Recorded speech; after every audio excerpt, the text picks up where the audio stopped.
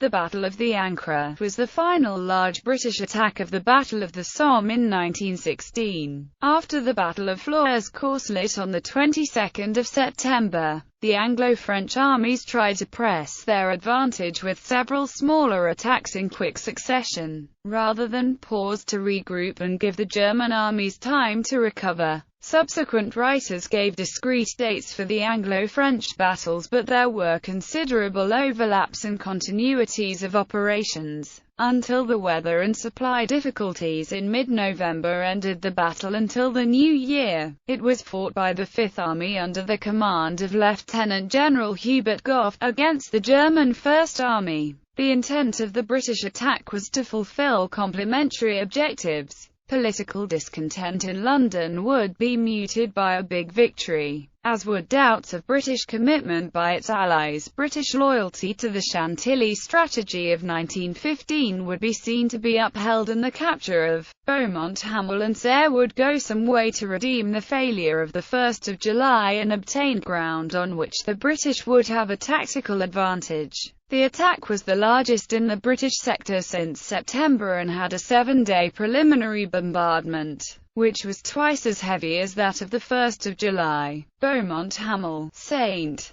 Pierre de Vienne and Beaucourt were captured, which threatened the German hold on Ancre further north. Edmund Blunden called the battle a feat of arms vying with any recorded. The enemy was surprised and beaten. 4 German divisions had to be relieved due to the number of casualties they suffered, and over 7,000 German troops were taken prisoner. Background: tactical developments after meeting on the 17th of October, with Lieutenant General Sir Henry Rawlinson, the Fourth Army commander, and Gough. General Sir Douglas Haig, the commander of the British Expeditionary Force, cancelled the Third Army operation planned in September, and on the 23rd of October, the Reserve Army attack was reduced from a converging attack towards the Ancre River, to an attack up the valley. The failure of the Fourth Army attack of the 18th of October caused another revision of the plan. The Reserve Army was to capture the Reste-Thiepval Ridge with 2nd Corps on the 21st of October. The 4th and French 6th Armies were to attack on the 23rd of October, and the reduced Reserve Army attack on both sides of the Ancre was to begin on 25 October. Gough issued a new operation order on the 15th of October and began another reorganization on the north side of the Ancre. The 2nd Corps operation on the 21st of October succeeded, but the rains returned on the 24th of October. The main attack was postponed until the 25th of October, then cancelled, and Gough was given discretion to continue with postponements by Haig.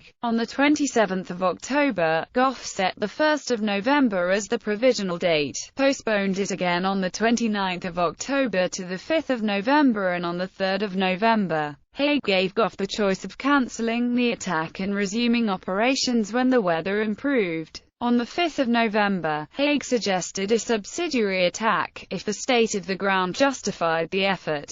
Gough proposed an attack on the 9th of November, but preferred to delay the main effort. Haig agreed that there should be no attack until the ground was dry enough for infantry to move freely, and there was a forecast of 2 days of fair weather. Another postponement followed. On the 3rd of November, Major General Rudolph Cavan, the 14th Corps commander, wrote to Rawlinson, objecting to the renewal of attacks on Le Transloy, having already lost 5,320 casualties. Rawlinson informed Haig that he was going to limit the next attack, which led to a conference at Fourth Army headquarters on the 4th of November, attended by Haig and General Ferdinand Foch. Haig explained that the Fourth Army would be attacking at other points on the 5th of November, and Cavan agreed to make certain that the French left flank was protected. On the 6th of November, Rawlinson announced that the Fifth Army operation due in the Ancre Valley had been reduced, and that the Fourth Army would conduct modified operations intended to stop the Germans moving troops from France. Apart from attacks near Saint-Lizel, the French Sixth Army began to consolidate for the winter. After another discussion on the 8th of November, at the Fifth Army headquarters by Lieutenant General Kegel, Haig's chief of the General Staff, and Gough,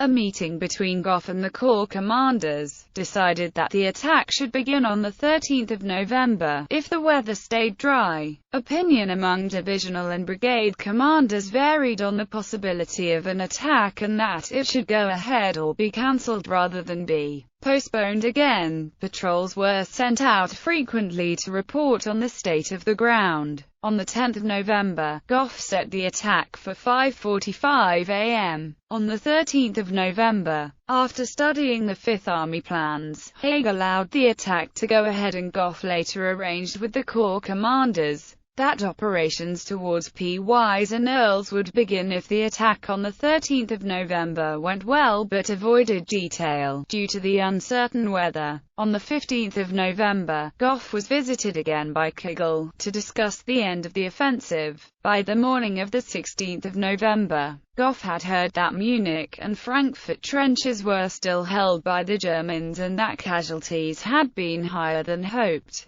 Attacks against air were abandoned and the main effort was made on the 18th of November, by 2nd Corps pushing down towards the south bank of the Ancre. 5th Corps on the north bank was to provide flank support by capturing Frankfurt Trench, advancing along Ancre Trench and taking Bois d'Hollande. The attack was delayed until the 18th of November, to be certain that preparations were complete. Prelude. British offensive preparations to be ready for the big attack intended for the 12th of October. Gough began to concentrate more troops in the area north of the Ancre. In early October, the north bank was held by the 39th Division of 5th Corps up to the boundary with the 3rd Army at Attribution. On the 1st of October, the 2nd Division was moved in on the left of the 39th Division to hold the ground from Redon Ridge to the Army boundary. On the 4th of October, the 13th Corps headquarters was brought out of reserve, to control 1,500 yards of the front line up to the junction with the 3rd Army, and the 2nd Division was relieved on the left by the 51st Division. The 39th Division was transferred to the command of 2nd Corps on the 2nd of October and then took over the area south of the Ancre on the 5th of October.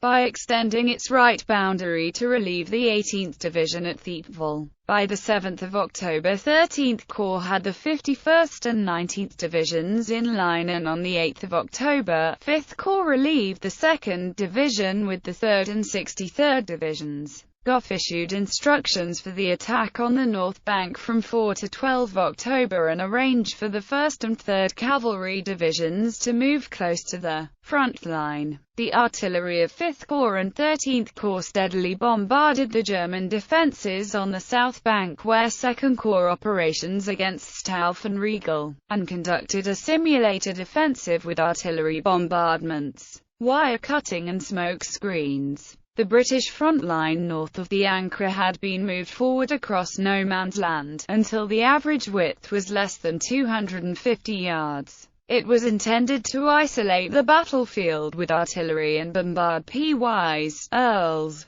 Maramont and Pouilly and the main trenches leading to the battlefield. On the 2nd Corps front, artillery fire was to simulate an attack on the ground east of the old German second line, as would 13th Corps artillery on the German approaches to the northern flank. Slow progress on the south bank by 2nd Corps, attempting to occupy Regina Trench, caused by a serious deterioration in the weather and determined defense by the Germans of the remainder of their positions on the ridge north of Courcelette and Thiepval, caused numerous postponements of the general attack on both sides of the Ancre. Haig's plans of late September were reduced to achieving as much as could be done in periods of better weather. Conditions on the battlefield by mid-October were so bad as to make mere existence a severe trial of body and spirit. On the 12th of November, Beaumont-Hamel was subjected to a gas bombardment, similar to one on the 28th of October, when SK mortar bombs were fired into the village at midday,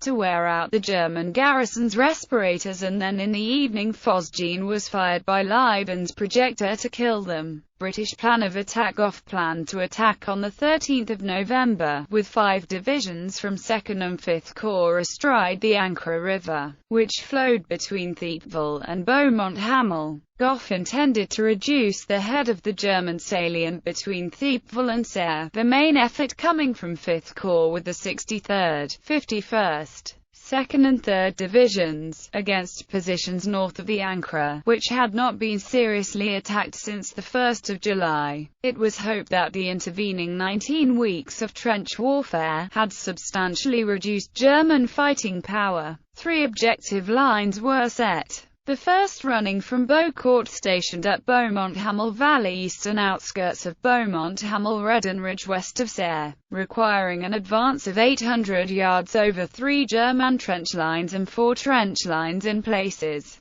The second line was 600–1,000 yards further forward. The final objective was set at Beaucourt, the Pouilly Road Valley second line. 2nd Corps with the 4th Canadian, 18th, 19th and 39th Divisions was to advance from Stuffed Trench and Schwaben Redoubt to the Hansa Line to force the Germans out of their defences. From Schwaben Redoubt Saint-Pierre-de-Vienne, as far back as Beaucourt, securing the road bridges by Beaucourt Station and Beaucourt Mill by 7:25 am. The 5th Corps bombardment was intended to create tactical surprise by the heavy artillery firing on the German front line 30 minutes before dawn each morning, for an hour of intense fire joined by the field artillery. It was hoped that the German garrisons would become accustomed to the routine and not react. When the opening bombardment for the attack began at 5:45 am, no man's land 50 yards back from the front trench was to be bombarded by 25% of the 18 PDRS.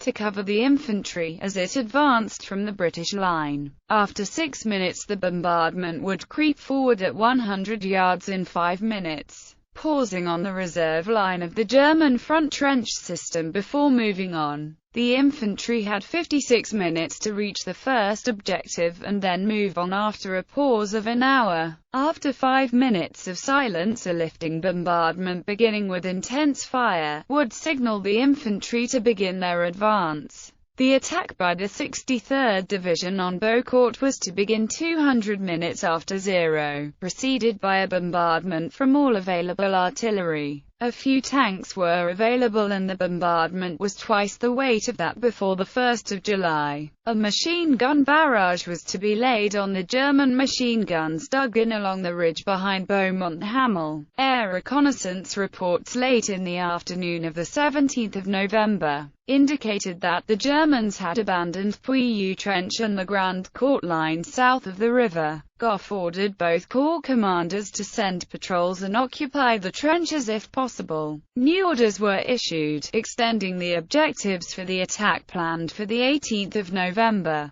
The new plan for the 18th of November allowed 2nd Corps a halt of 90 minutes on the first objective. Then the 19th Division would attack Grand Court and Bailliscourt Farm. The 4th Canadian and 18th Divisions would then advance and take Grand Court Trench to link with the 19th Division at the east end of Grand Court. 2nd Corps was then to cross the Ancre to take Bailliscourt Farm. 5th Corps was to synchronize its advance to push U Trench and River Trench up to Artillery Alley on the north bank of the Ancre. Lieutenant General Clark Jacob, the 2nd Corps commander, protested against the plan and was overruled. Despite patrols from the 19th Division finding Germans repairing the wire of the Grand Court line, German defensive preparations agents had warned the German command by the 12th of October that an offensive was looming on the Ancre. On the 2nd of November, General von Below, commander of the First Army, reported that he expected an attack between the Ancre and Gommecourt and that there were signs that British attacks further east were over for the year. On the 21st of October, Crown Prince Ruprecht, the Army Group commander, favoured withdrawal from Saint-Pierre-de-Vienne and Beaumont-Hamel, but the First Army commander took a more tactical view, pointing out that withdrawal would forfeit observation from the high ground and that no positions behind the line were better placed.